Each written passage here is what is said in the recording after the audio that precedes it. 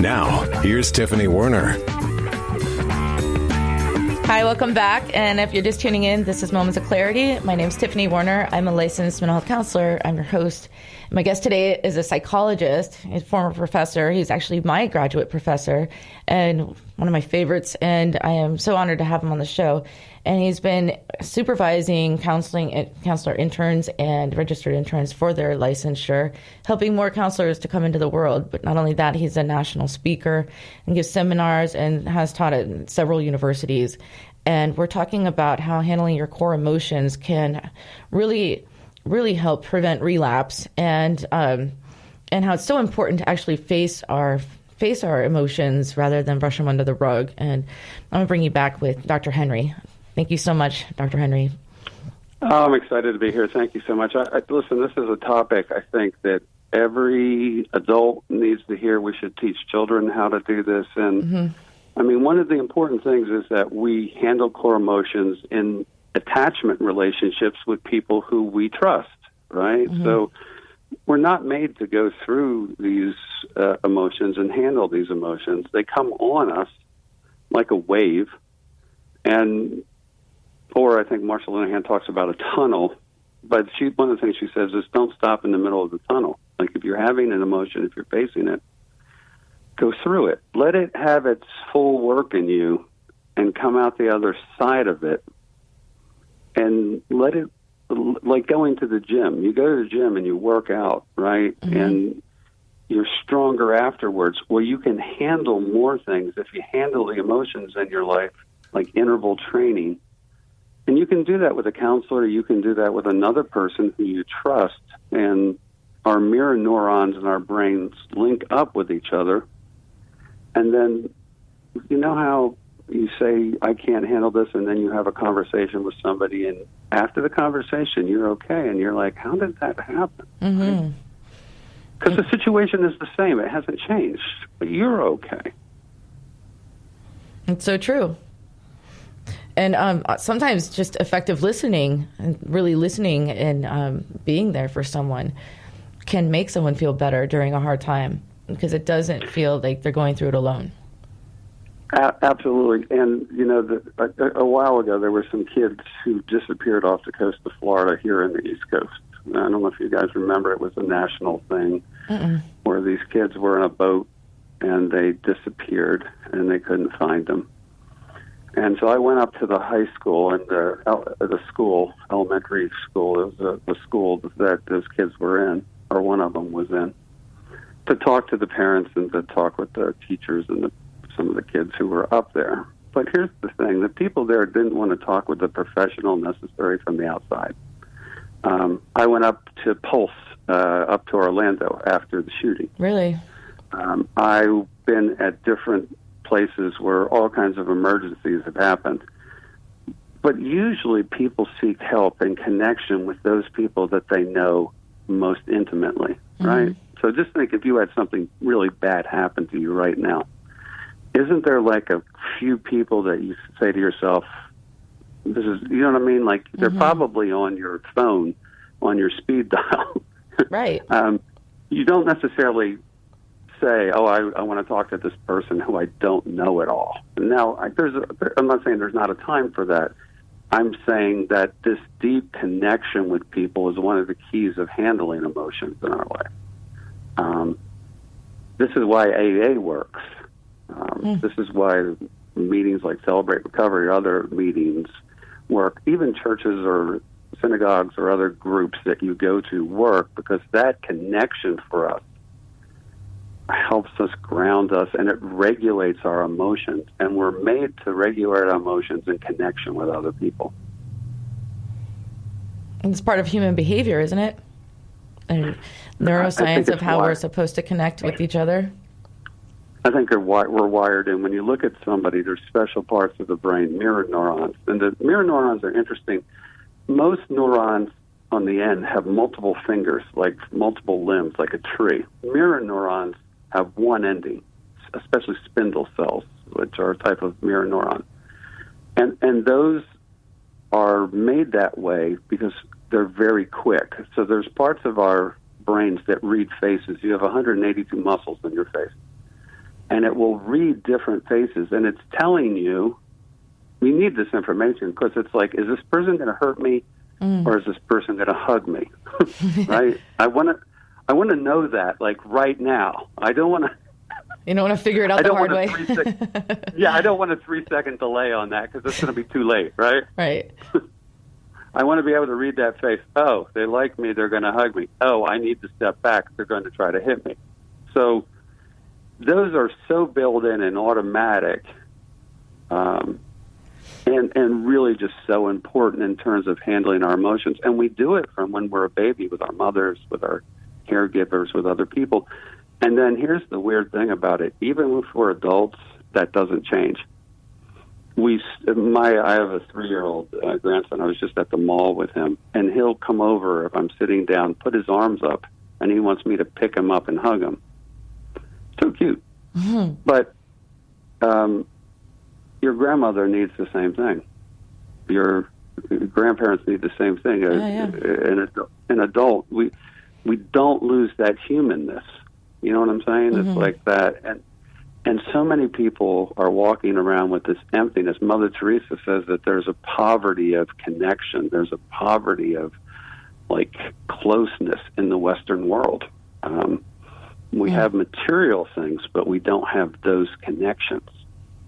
And I think the violence that we talked about and some of the behaviors that we see are a result of not handling our emotions because we don't have those connections. Yeah, loneliness can be a silent killer. Oh, my gosh. It's horrible.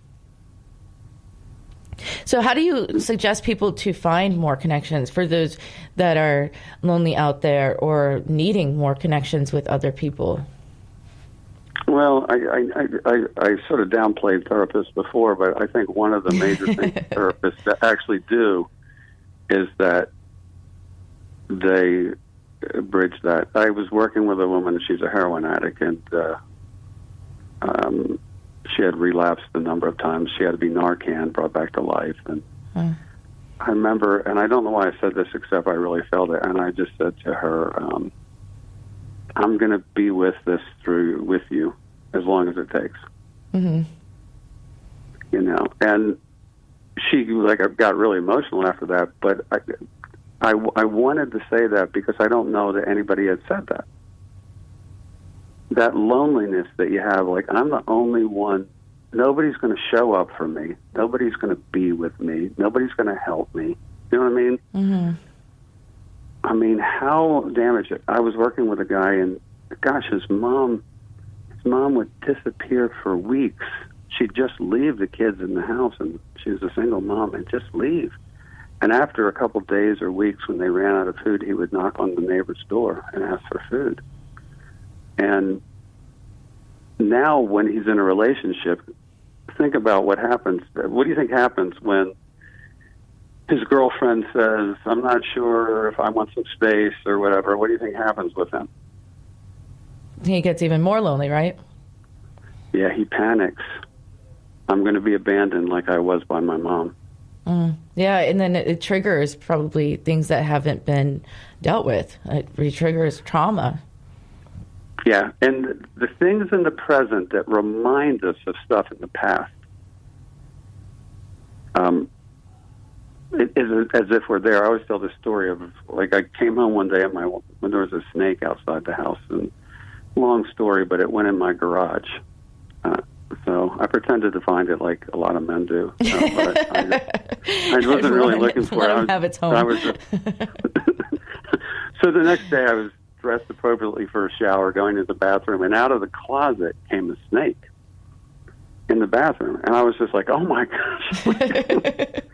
Anyway, I took care of the snake. But about 2 weeks later, I was walking to the bathroom in the middle of the night, and I saw a snake on the floor. And I jumped on the bed and screamed like a little girl. I just screamed. I was like, ah! And then to turn the light on, it was like an electric cord, right? I was just like, oh, my God. It was a cord. That's what you get for pretending to take care of the snake. That's what I get. I know you're actually right about that. But the situation seemed like the other situation, right? Right.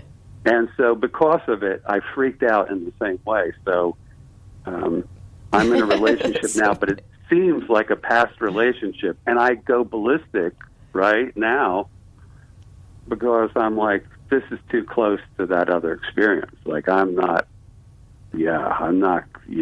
comfortable with a snake in my bedroom. That's just not tolerating that. And there's a lot of things from the past where we can be triggered, and it's a completely different situation. But because our DNA and our brain have been affected by traumatic experiences in the past, it's extra hard with something, or even a smell could trigger it, or anything, like you're saying with the electrical cord. A piece equals a whole, so it's only a piece of it, but it seems like, you know what I mean? Like, it seems like the whole thing.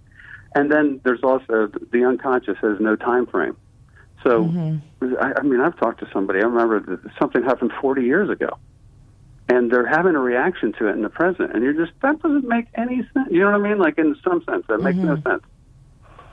But it feels the same, and the way our memories are encoded is by feelings. And here's the other thing. A lot of them are connected with survival, almost all attachment stuff and relationship stuff. So in the olden times, I guess, the people who didn't pay attention to attachment, they didn't pass their DNA on because they died. So, hey, it doesn't matter if I get away from the group. It's fine. I'll just walk over here. It's fine. All of those ancestors died. The ones that are like, I better stay with the group. It's really important.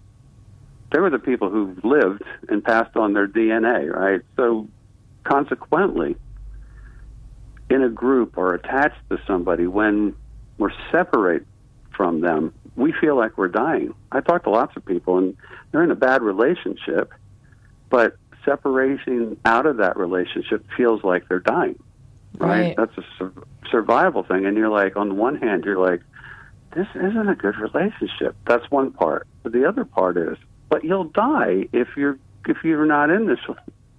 So it's like, okay, I guess I better stay in this relationship.